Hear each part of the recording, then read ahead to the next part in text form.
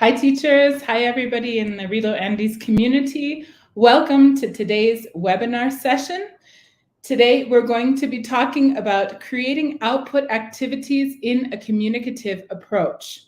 Now, before we start, I'd like to hear where everybody is joining us from. So feel free to comment in the chat where you all are from, where you're watching the session from.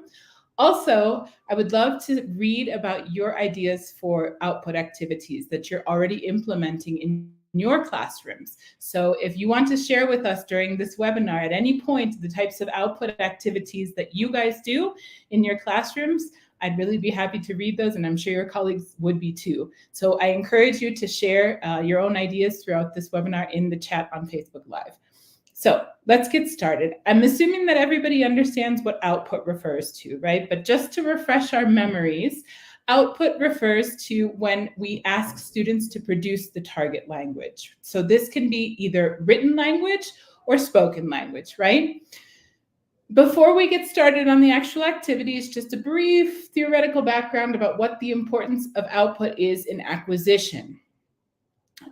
This is something that's been debated a lot among linguists recently, because we've discovered that making students produce language too early in the process of acquisition is a cause for anxiety in students. I'm sure you guys can remember back to your English classes when you were in high school. I remember my Spanish classes in high school. The teacher would teach us a new form, and then automatically 5 minutes later, the teacher would say, okay, say it, do it. Say a sentence with it, write a sentence with it, write 5 sentences with it. And we didn't feel ready yet, right? Do you remember that feeling of anxiety? So now we're reconsidering how soon we should work with output with our students. What we know is that what's truly needed for acquisition is input, so that we can build in the students' brains what we call an implicit linguistic system, so that later when they feel ready, they can produce something meaningful with that implicit linguistic system, right? So then output should be asked for when students are ready to produce it. It's probably not in their best interest to make them produce a new structure right away. First, we work with input activities, right? And if you'd like to know more about input activities, you can go back to last month's webinar that was actually on creating input activities. So I encourage you to review that video if you haven't been able to see it yet. Okay. Let's take a look at some traditional activities. How many of you in the audience right now have seen this type of activity or have worked with this type of activity? I think everyone. And I think not only English teachers in Peru or in Ecuador or in Bolivia or in Argentina, but I think Spanish teachers in the United States, in Canada, teachers of all different foreign languages around the world use these types of activities. But these are not good activities. What is wrong with them? If you want to comment in the chat what you can see that's wrong with these activities, go right ahead. What do you think is not good about this type of activity? So you can see the instructions. Conjugate the verbs in the present continuous form using to be plus ing, right? Ooh, these activities are very common, even in Cambridge books. Yeah, where we have the verbs in parentheses, and then the students have to fill them in according to the subject. So they conjugate, I am writing a story, you are talking, etc., right? Okay, what's wrong with these activities? Some of you maybe are commenting in the chat. If we take out this part, the last part of the sentence here, right? If we take out everything after the verb, can the students still do the activity? Can the students still do the activity if we take out everything after the verb? The answer is yes, right? If that's the case, then we know that students are not necessarily processing the meaning of these sentences, right? Yeah, these types of activities here are mechanical. They do not require students to process meaning or communicate anything with the language. Therefore, they do not help with acquisition. We have a psycholinguistic phenomenon that happens when we acquire a language that's called binding. Binding is a concept from Tracy Terrell. Binding means connecting form, like in this case, to be plus ing, with meaning. What am I actually communicating by saying I am writing a story? What does that mean, right? If we don't have these two pieces happening, if we don't have focus not only on the form, but also on the meaning of the language, then we do not have acquisition, right? So these activities can be done by a person who knows no English, and they can get 10 out of 10. And then that gives us teachers a false sense of security. And we say, my students got 10 out of 10. This is perfect. They know English. But then when we try to have a real conversation with them, it doesn't work, right? Because this is not real language. This is not real communication, okay? You could see the red sentence at the bottom here. This verb, this is not a real verb in English. I invented this verb, floor, right? But I can tell students, do this activity, and I can put invented verbs in the activity, and the students can complete the activity perfectly. Does that mean that they understand what they're saying with these sentences? Not necessarily, right? So this is a big problem because we don't have the psycholinguistic process of binding happening in their heads, right? If we work with these types of activities, it's all mechanical. Think about how difficult it would be for you as native speakers of Spanish or of other languages to complete activities like this, because language is not stored in our brain like this, right? So then how should we work with output? If we shouldn't work with these types of activities, what should we do? Okay, let's remind ourselves of what the flow of a communicative approach looks like, right? So normally, as we saw in the last webinar last month, we start with structured input activities where we focus the activities around a target structure. Thank you, Javier. That's an interesting comment there. Focused on accuracy rather than fluency. Absolutely. Accuracy is, and we know that communication is more important than accuracy, right? Thank you, Javier. Okay, so we start with input activities, right? From that, we move on to minimal grammar instruction through induction. In other words, students tell us what is happening in the language. What is the rule for this? What do you guys know? What did you see in the activities, right? And then when we've already done that, then we can move on to structured output activities, okay? But only then.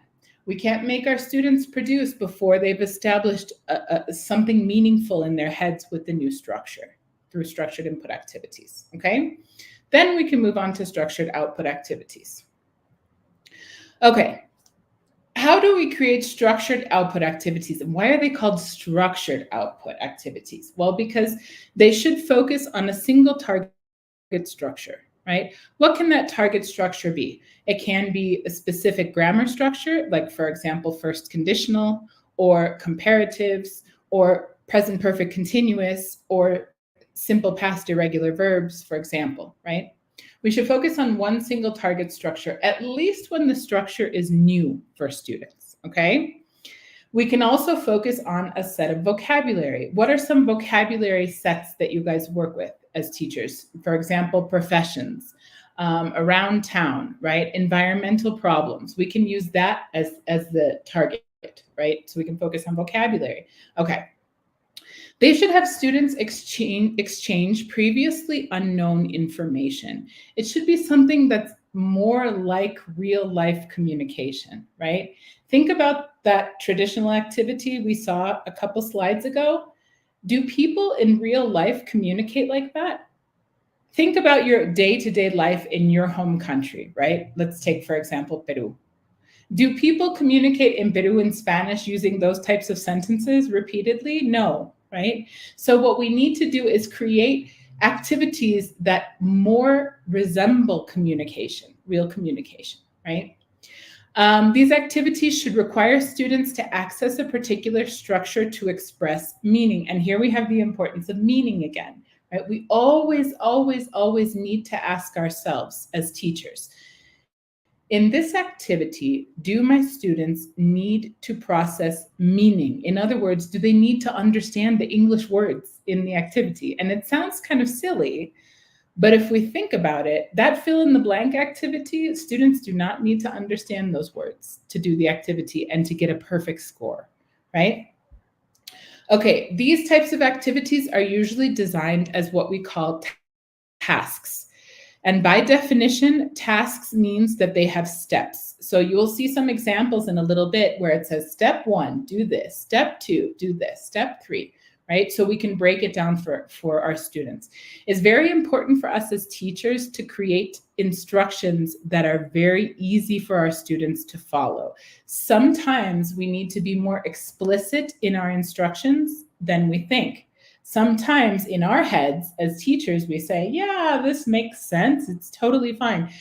But for our students, it doesn't make sense, or it's not explicit enough, our instructions, right? So we need to keep that in mind when we develop instructions for our activities, which we will see in the examples that are coming. And they should have a communicative goal and a linguistic goal, okay? I want you guys, as I'm explaining what these two goals are, I want you to think about maybe what could be a communicative goal and a linguistic goal associated with some of your lessons, okay? And go ahead and share them with us in the chat.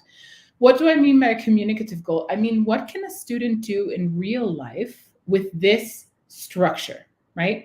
So let's say, for example, I want to work with imperatives. What can I do in real life interaction with imperatives? You guys can mention in the chat. What can we do with imperatives? Imperatives are used to what?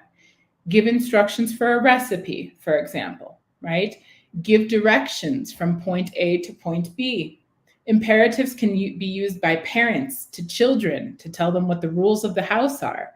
Imperatives can be used by teachers for students to tell them the rules of the classroom, right? So we have a lot of different uses for imperatives in real life, and that's what we need to focus on here. Like, what is our communicative goal? What can our students do in real life with this language?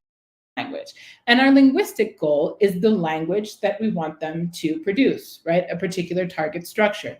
So in this case, in the example I just gave you, the communicative goal could be give directions from your home to your school, okay? And the linguistic goal then would be imperatives, working with imperatives, yeah?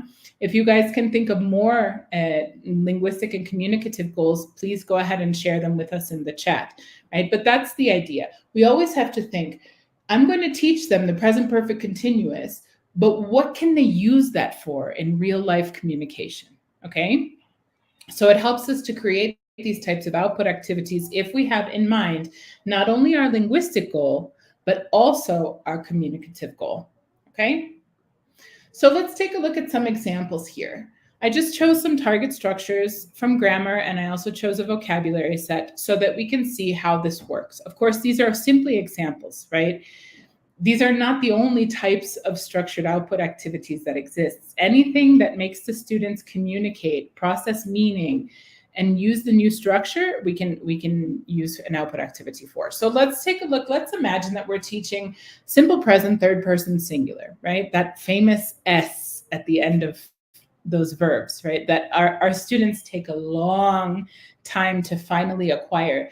But you know what's interesting is that native speakers in English take a long time to acquire the third person singular. It is one of the last morphemes that is acquired by native English speakers in English. So it's okay, it's normal if our students take a long time to acquire the third person singular S, because this is a difficult morpheme to acquire even for native speakers. So what can we do to have students produce this? So I call the activity truth or lie, right? Step one, here we go with the steps, because it's a task, right? So it's broken down into steps for them. Step one, think of 5 people that you know very well. They can be family members, friends, or even famous people. Write their names on your paper. Okay, so our student, we give them a couple minutes. Let's think about 5 people that they know well. We have to be careful to say only family members, for example, because our students have different domestic situations, right? Some of our students don't live with their parents for whatever reason. Some students have no siblings. Some students' grandparents are already passed away. So we have to give them enough option, right? So think of famous people or family members or friends, anything is fine, okay? Step 2, write one sentence for each of the people. It can be something true about that person, or it can be false. Use a different verb in the simple present in each one. So that's where I tell them, I want you to use the target structure, right? I tell them, use this structure to communicate this, okay? So I give them an example. My father plays an instrument. So we can see the plays, right, which is the target structure that I want them to produce. Okay. Then I say exchange your sentences with a partner. Your partner writes true or false next to each sentence. So this is an interesting component of an output activity because what happens? One student produces output, they write the sentences, right? But they're meaningful sentences. They're not just random sentences, they're meaningful. And then what happens? When they exchange the sentences with a classmate, suddenly one student's output becomes another student's input, right? And here's where we're exchanging previously unknown information. The students don't know about each other's sentences, okay? And then when the student reads the sentences of their partner, they're forced to process the meaning of those sentences to decide if they're true or false, right? And then they tell their partner how many he or she has correct. And then if you want to continue, you can continue with a whole class discussion about these sentences, right? For example, I can say, Fulanito, tell me something interesting about your partner. And then he could say, his father plays an instrument. Okay, we can make it a class discussion afterwards if we want to expand the activity, right? But do we see how this type of activity is more meaningful for students? Because it's talking about their reality, right? It's exchanging information with other students. It's processing meaning. It's producing sentences that are meaningful. Do you see how this is more similar to communication than the fill in the blank exercises, right? You guys can probably think of other tenses that we can use with this type of activity. Simple past, for example. We can use the same activity, but with simple past and talking about things people did last weekend, right? Okay, let's continue.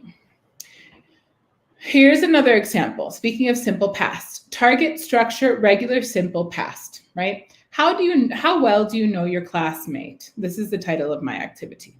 Okay, so again, I'm contextualizing it in something that's more real for the students. Yeah, here we have the steps again. Step 1, form groups of 2. Think about what your classmate did last weekend. Write 5 sentences using the simple past about what you think he or she did. For example, and I always like to give a simple example so that they have a model to follow in case they're not sure about what types of sentences they should be producing. Then I can give them a model. So example, he played soccer with his friends. Okay, step 2, read your sentences to your partner. He or she will respond yes or no, depending on if he or she did the activities you say. Yeah, this is similar to the previous activity, except here we have yes, no instead of true, false response, and it's about the past and not the present. Talk as a class. How many of your sentences were correct? What are some interesting things your classmates did, right? So if you have a class that's manageable in size, in other words, we don't have too many students, we can talk as a class. If you have a class of 50 students, it's more difficult to do this as a class activity, step number 3, but you can eliminate step number 3, right? You can just have them work in partners or in groups of 3 or whatever is more manageable for your particular context, okay? Here's another example. Let's take the target structure of the second conditional. This is B2 level. This is more advanced, right? What would you do if? Yeah, so I'm imagining that I'm going to teach this class to high school students, okay? And step number 1, we can do together right now. All of you who are on the Facebook Live with us. As a class, brainstorm some difficult situations for teenagers. Make a list together. Marisol, I'm seeing your comment right now about the present perfect game. Never have you ever, or never have I ever, or those things. Those are fun, yes. And we can have them standing in a circle. We can have chairs in a circle, and whoever has done those things gets up and switches places. That's fun. That's a fun game for output. Okay, so for step number 1, back to this second conditional, let's brainstorm some difficult situations for teenagers. Teachers, those of you who teach high school, what are some difficult situations that your students are faced with? You can comment on them in the chat. What are some difficult situations for teenagers? So we could start this making a list together as a class. right? With our students and us together, helping them with ideas. Maybe they're lacking vocabulary, but let's try to support them in brainstorming to make a list of some difficult situations for teenagers, like drugs, alcohol, gangs, teenage pregnancy, domestic violence, all those types of things, right? Okay. So you make a list all together as a class. And then from the list you made as a class, in groups of 2 or 3, create a list of 6 multiple choice questions for a quiz that you will give your classmates. Be sure to use the second conditional in each question.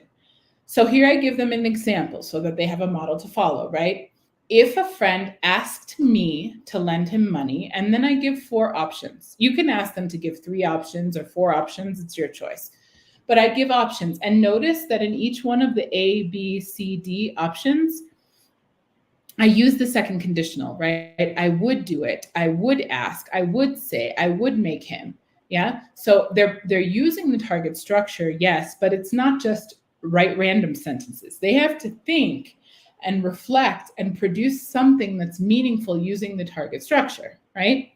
So they can make 6 of these types of questions based on the difficult situation that they chose, right? So if they chose, for example, drugs, okay, what 6 questions, like scenarios, situations, hypothetical situations, could you come up with that have to do with drugs, right? So they make those 6, and then here I say step 3, check your quiz with your teacher and make any corrections. Sometimes this is important to do before we have them exchange them so that we can be sure that there are no errors, right? Because what we don't want is for students to exchange their quizzes or their output, right? And then have the structure be wrong, have the structure be incorrect, because then other students receive that, they look at it, and then they start doubting if they're using the structure correctly. Yeah. So sometimes we put a step in there like, hey, let your teacher look this over really quickly before you then, step 4, exchange your quiz with another group and complete their quiz. Discuss your answers. Do you agree? Why did you answer the way you did? Now, the advantage of working with second conditional is that normally by the time students are at the level that they are learning the second conditional, they have enough English where they can explain their opinions or explain why they answered something, why they chose letter A instead of letter C, for example. They can have a discussion. So we don't want to limit our students and say, no, don't produce too much language. At this point, when they're learning second conditional, they can produce more language. So let them have a conversation, right? Thank you, Karen. It's nice to see you. They can work in pairs and share ideas with the whole class. Yes, that's absolutely true. Thank you, Karen, for your comment. They can share their ideas with the class. It might even start a small debate, because maybe you have 2 like sides of the class that are on 2 different, I don't know, 2 different ends of the spectrum, right? They have completely different opinions. Let them debate, in a healthy debate. Let them continue to use the language. If they feel very strongly about their opinion, let them carry on a conversation for a period of time. It doesn't have to be limited to only what's in this activity, right? It's great if they're motivated to use the language and they feel comfortable doing it, go right ahead, let them go ahead and use it, right? Okay. So this would be an example of second conditional. Yeah. Okay, let's take a look at an example of vocabulary. Target vocabulary, fruits and vegetables, a trip to the market. Okay, if you have had experience teaching different levels of English, you know, teachers, that this fruits and vegetables vocabulary is a very basic level of English, right? Why do I say this? It's because we need to keep this in mind when we're developing the activity and the instructions for the activity, because the activity and its instructions cannot be too complicated for the level of the students that we have, right? So for the second conditional activity, I can work with a lot of English in my instructions because they can already manage those different verb forms and everything, so they will understand my instructions.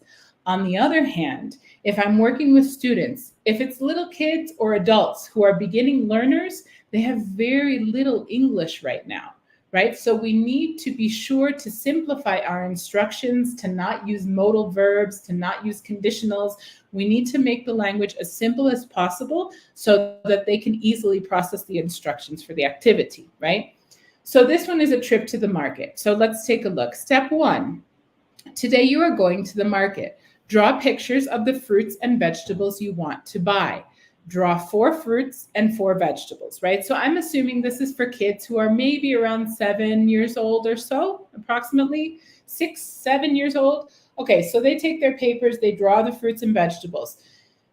Then I want them to work with the English, right? Not just drawing pictures, but I want them to really connect those pictures with the English word, right? So step 2 is write the names of the fruits and vegetables under the drawings. Cut the pictures, yeah? So they would write apple, carrot, celery, banana, right? Or whatever pictures that they drew. Yeah, okay. Then they cut the pictures apart. Okay, step 3, choose a partner, or the teacher chooses a partner. It depends on the situation, right? Choose a partner. Pretend your partner is selling the fruits and vegetables at the market. Tell him or her what you want. Take turns. And so I give them an example here, right? And in the example, it says, I would like 4 apples, please, or whatever the fruit is, 3 bananas, please, or whatever.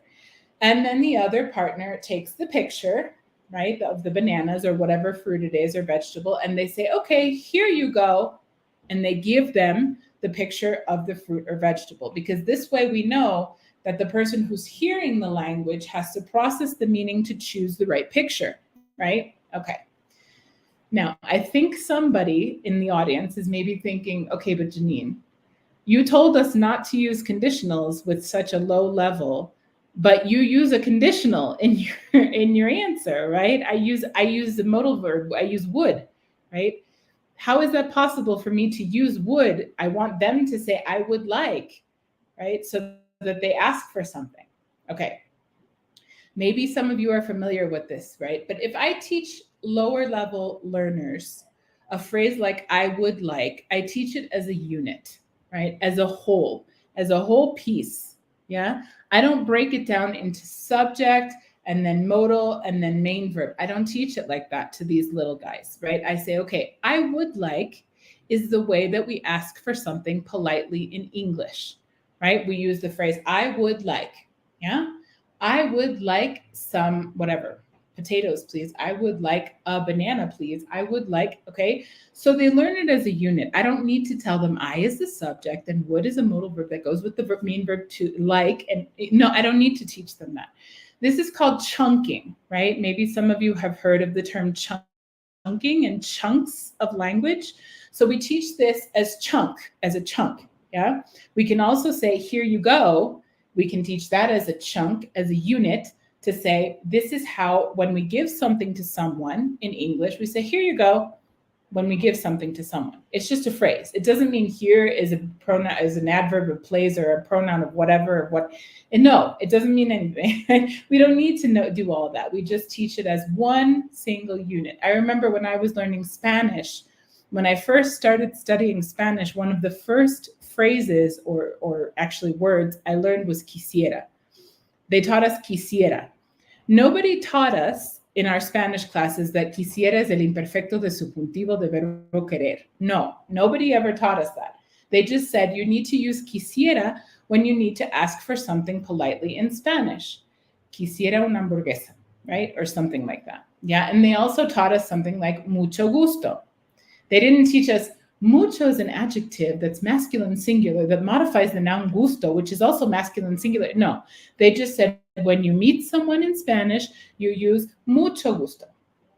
That's it, right? That's just the phrase you use. So this is useful chunks of language that we can teach our learners, right? So that they have these pieces of language that they need to use in specific communicative contexts, right? Okay. So I'm hoping that you've seen from these few examples. Unfortunately, for the sake of time, we can't go into more examples, but I hope you get the idea of how we can create output activities. They're not difficult to create and they're not too time consuming. Once you have a real life context for the structure that you're teaching them, you can create an activity that has steps. And the benefits of using these types of activities is that we actually have our students processing meaning, communicating something in the language, right? As opposed to filling in blanks that's mechanical and is not even helping them to acquire the language at all. We can have them practice the target structure in ways that are meaningful and that promote binding, which is that psycholinguistic process of connecting form and meaning. And then we're going to have acquisition, and we'll have students as a result who are more equipped to be able to actually have a real life conversation in English in the future, as opposed to simply being machines that can fill in blanks on an exam, right? To finish today, I like to always finish with an inspirational or meaningful quote, which is this one that we have here from Hora Lewis that says, learning another language is not only learning different words for the same things, but learning another way to think about things. And I'm sure you guys as language teachers are very aware of this fact. And I think it's something nice for us to share with our students too, that learning another language gives them the opportunity to have a different perspective on the world. And that is priceless. It's a priceless gift. So I hope you've enjoyed this month's webinar. I encourage you to join me in about 30 minutes on Zoom. There will be a link posted on the Facebook page. You can join me. We can continue to discuss these types of ideas about how to have our students try to communicate using the language. And please come join me on the Zoom session at 3 o'clock Lima time. I look forward to seeing you there, and I will see you all again next month. Take care, everybody. Goodbye.